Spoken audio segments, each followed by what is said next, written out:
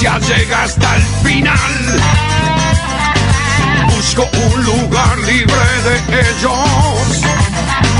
Debe haber un mundo de verdad. Basta de boludos. Empiezo por el final, terminaré en el principio. Hay noticias que no entran en la cabeza, entran por el pecho, entran como un golpe terrible, de esos que te dejan un rato largo mirando la nada, preguntándote qué camión te pasó por encima, ¿no? Sin saber bien qué decir, sin saber si prender la radio, buscar una canción, mandar un mensaje o quedarse callado, porque ayer murió el Indio Solari. Y dicho así parece una frase imposible, ¿no? Más allá de que la biología siempre gana y uno sabe que ese momento llega, es como si uno dijera: se apagó una esquina, se cayó una tribuna, se quedó sin voz una multitud. Porque hay tipos que no son solamente una persona, hay tipos que sin pedir permiso se vuelven parte del paisaje emocional de un pueblo, como es el caso del Indio. Y hablo en tiempo presente, porque su desaparición física no borra esa presencia. El Indio fue eso, un pedazo de nuestras vidas, caminando con anteojos negros, barba, misterio, poesía. Y esa voz que parecía venir de un sótano, de una ruta, de una fábrica cerrada, de una noche larga, de un barrio del conurbano esperando el último bondi. Carlos Alberto Solari murió a los 77 años. Tenía Parkinson desde hacía años. Finalmente la noticia es que murió por un ACV fulminante. La noticia empezó a circular temprano y después llegaron los datos más duros, más fríos, esos que siempre aparecen cuando la muerte obliga a ponerle papeles, ¿no?, al dolor. La fiscalía había caratulado la causa como averiguación de causales de muerte antes de la autopsia que finalmente determinó por qué murió. Pero hay algo que ningún comunicado puede explicar del todo. ¿Qué se hace con el hueco que deja alguien que le puso palabras, música y rabia poética a varias generaciones? Ayer veíamos la cobertura de 65N y podíamos ver de todas las generaciones. Pibes adolescentes con una pasión ricotera heredada por el padre, porque el Indio no fue solamente el cantante de Los Redondos. No, eso sería decir poco, casi una falta de respeto. El Indio fue una experiencia 100% argentina. Fue una forma de juntarse, una forma de viajar, una forma de reconocerse entre desconocidos.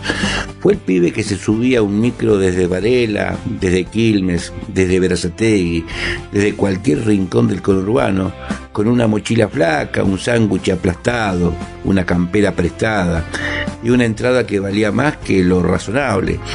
Fue la bandera pintada en una sábana vieja. Fue el cassette grabado de mano en mano, ¿se acuerda?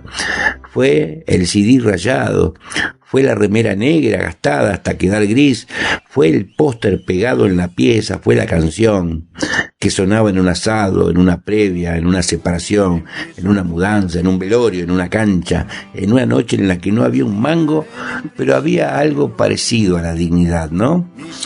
Y acá conviene decir algo. El Indio marcó a fuego porque nunca le habló a la Argentina prolijita de folleto turístico. No le cantó al país de postal, al país del sushi con vista al río, al país que se cree Europa. El Indio le habló a otra Argentina, a la que viaja parada, a la que se compra fiado, a la que se enamora mal, a la que labura mucho y llega igual con la lengua afuera, a la que no sabe qué alegría no siempre viene envuelta en papel de regalo. A veces viene en forma de pogo, de canción, de abrazo transpirado con un desconocido. Los Redondos fueron una banda, sí, pero fueron también una comunidad, una cofradía pagana, una misa sin cura, sin estampitas, sin alcancía parroquial, aunque con más fe que muchas instituciones respetables, Y miren que en la Argentina hay instituciones que se la pasan pidiendo respeto mientras hacen mérito para que uno se les cruce de vereda. La liturgia ricotera tenía algo profundamente popular. No popular de marketing, no popular como dicen algunos consultores cuando descubren que existe la gente que toma mate. Popular en serio. Popular porque se armaba desde abajo, porque no necesitaba que la televisión la validara, porque no pedía permiso, porque desconfiaba del poder, de la solemnidad, del caretaje y de los dueños del buen gusto, entre comillas. Y ahí está una de las claves del indio. Fue masivo, sin entregarse del todo al mercado. Fue enorme, sin volverse decorado del sistema. Fue ídolo, sin convertirse en muñeco de torta. En tiempos donde a cualquier cosa le ponen un sponsor, donde hasta la rebeldía viene con código QR, el indio mantuvo una distancia. A veces amable, a veces áspera, a veces insoportable para los que necesitaban tenerlo domesticado, pero esa distancia era parte de su potencia. No era un artista complaciente, no era un animador de cumpleaños, no era de esos que dicen yo no me meto en política mientras cobran en dólares y votan con el bolsillo bien entonado. El indio tenía definiciones, tenía mirada, tenía una sensibilidad popular muy marcada. Se definió alguna vez como un artista peronista, ligado a una nueva izquierda. Y eso importa, no porque haya que convertirlo en afiche partidario.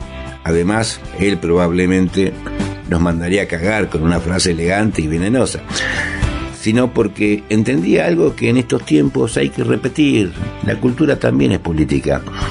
Y la cultura es política no porque cada canción tenga que terminar con una consigna. Tampoco hagamos de la poesía un volante mal impreso. La cultura es política porque organiza sensibilidad, porque nos enseña qué es lo que nos duele, porque nos indigna, porque nos conmueve, qué cosas no estamos dispuestos a aceptar también determina la cultura. Una canción puede hacer más por la conciencia de una generación que 10 discursos de esos que arrancan con compañeros y compañeras y a los 4 minutos ya están pidiendo la hora, como en la fila del banco. El indio tenía esa capacidad, decir sin explicar demasiado, tirar una imagen, dejarte pensando años. Escribía como quien deja pistas en una ciudad oscura, no te daba la respuesta masticada, te dejaba la contraseña y el pueblo hacía el resto, porque las canciones del indio no terminaron de ser del indio, las caminó la gente, las gastó la gente, las cantó la gente, las lloró la gente y las mezcló con su propia historia. Jijiji, por ejemplo. ¿Qué vamos a decir de jijiji que no se haya dicho o sentido ya en el cuerpo? Porque hay canciones que uno escucha y hay canciones que uno atraviesa. Esa canción terminó convertida en una ceremonia colectiva. El famoso pogo más grande del mundo no era solamente un montón de gente saltando y chocándose entre sí.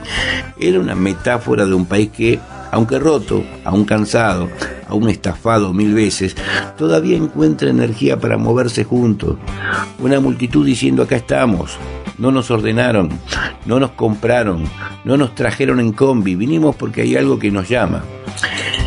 Y en esa palabra, misa ricotera, hay una verdad hermosa, porque no era misa por obediencia, era misa por comunión, era encontrarse, era saber que alrededor había otros que también venían de perder, de pelearla, de esperar, de bancarse la intemperie, otros que tal vez no pensaban igual en todo, pero compartían algo más profundo, una manera de sentir que la vida no puede ser solo pagar cuentas, aguantar jefes, mirar precios y esperar que el mes no nos coma los bolsillos.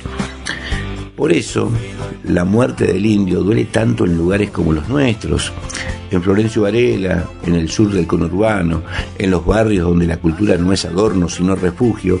Acá sabemos muy bien que una canción puede acompañar más que un funcionario. Sabemos que una letra puede decir lo que uno no sabe ordenar en palabras. Sabemos que hay noches donde el mundo parece venirse abajo y sin embargo alguien pone un tema y por 3 minutos y medio uno respira distinto. El indio fue parte de esa educación sentimental del pueblo, no la educación formal con boletín y amonestación. La otra, la que se aprende en la calle, en la plaza, en la pieza compartida, en el viaje en tren, en el patio de una casa, en el parlante medio roto. La educación sentimental que te enseña que la belleza no siempre viene limpia, a veces viene embarrada, desafinada, cargada de humo, de contradicciones, de excesos y de verdad. Y sí, también hay que decirlo, alrededor del indio hubo mito, hubo discusiones, hubo fanatismos, hubo peleas eternas entre ricoteros como si estuvieran decidiendo la conducción de un partido político a las 3 de la mañana, que Sky, que el indio, que los redondos, que la separación, que quién tenía razón, que quién no. Los argentinos agarramos una banda de rock y en 10 minutos le armamos una interna, con congreso, apoderado y fiscales de mesa. Somos así, somos incorregibles, no tenemos remedio. Y a veces esa es nuestra gracia y nuestra condena. Pero hoy, ante la muerte, hay algo que se ordena. Sky lo despidió con palabras sencillas, emocionantes. Buen viaje, mi querido amigo, hasta siempre. Y esa frase alcanza, porque más allá de los caminos separados, de los silencios, de las distancias y de todo lo que los fanáticos discutieron durante años, hubo una sociedad artística que cambió la cultura argentina. Eso queda, eso no lo rompe ninguna pelea, eso no lo borra ningún archivo. También la familia habló de una despedida pública, y está bien que así sea, porque al indio no se lo puede despedir solamente en la intimidad. La intimidad le corresponde a su familia, claro, y debe ser respetada, pero hay una multitud que también necesita decir adiós. Una multitud que no pide propiedad sobre el dolor, pero sí un lugar donde dejar una flor, una bandera, una canción, una lágrima, una anécdota exagerada, como corresponde a todo buen ricotero.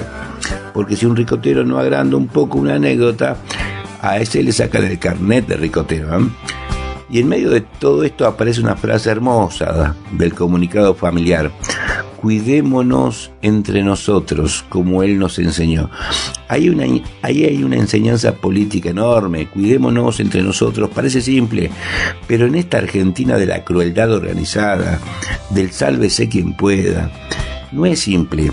En esta época, donde desde arriba nos quieren convencer de que cada uno se salva solo, de que el otro es un obstáculo, una molestia, de que el sufrimiento ajeno es un costo inevitable, de que la solidaridad es una antigüedad sentimental, decir cuidémonos entre nosotros, es casi un programa de resistencia revolucionario, porque el indio también fue eso. Una forma de comunidad en tiempos de fragmentación, un recordatorio de que el pueblo, cuando se encuentra, cuando se reconoce, cuando comparte símbolos, puede construir algo que no entra en una planilla de Excel. Y miren que hay gente que quiere meter la vida entera en una planilla de Excel. El amor, el arte, la salud, la educación, el salario, todo con fórmulas, Les falta ponerle macro al alma nada más. Pero hay cosas que no se calculan así. ¿Cuánto vale una canción que te salvó una noche? ¿Cuánto vale una voz que acompañó a un pibe mientras volvía tarde del laburo? ¿Cuánto vale una frase que te quedó dando vueltas durante 20 años? ¿Cuánto vale una multitud que por un rato deja de sentirse sola, no? Eso no se cotiza en bolsa. Eso no lo entiende el poder cuando mira al pueblo desde arriba. Eso no lo entiende el que cree que la cultura es gasto. Eso no lo entiende el que piensa que un recital, un libro, una canción, una obra, un mural o una murga son adornos prescindibles. La cultura no es un adorno. La cultura es donde un pueblo se mira al espejo y decide si todavía tiene alma. Y el indio fue uno de esos espejos. Un espejo raro, oscuro, lleno de imágenes difíciles, pero espejo al fin. Nos devolvió una Argentina intensa, contradictoria, herida, vital. Una Argentina que no siempre sabe explicar lo que siente, pero lo canta. Una Argentina que a veces no tiene respuesta, pero tiene memoria. Una Argentina que puede estar de rodillas económicamente y, sin embargo, no entrega del todo su imaginación. Por eso no despedimos solamente a un músico, despedimos a un compañero de ruta de millones, a un tipo que no conocimos personalmente, pero que estuvo. Y vaya si estuvo. Estuvo en la adolescencia de muchos, cuando uno andaba buscando una identidad como quien busca una moneda en el fondo del bolsillo. Estuvo en los años duros, estuvo en los viajes, estuvo en las derrotas amorosas, estuvo en las fiestas, estuvo en los barrios, estuvo en las tribunas, estuvo en los autos viejos, en los talleres, en las radios comunitarias y en los auriculares baratos en las paredes escritas. Este periodista que les habla debutó allá lejos y hace tiempo en un programa que tituló Noticias de Ayer. Adivinen quién lo cantaba. Y el indio seguirá estando, porque la muerte tiene poder, ¿sí? Pero no tiene tanto poder como cree, ¿eh? La muerte puede llevarse un cuerpo, pero no puede llevarse lo que ya se mezcló con la vida de un pueblo, y el indio ya está mezclado, ya está en nuestra forma de hablar, de cantar, de recordar, de juntarnos. Está en esta Argentina que sabe que la alegría no siempre es prolija, pero cuando aparece es sagrada, ¿eh?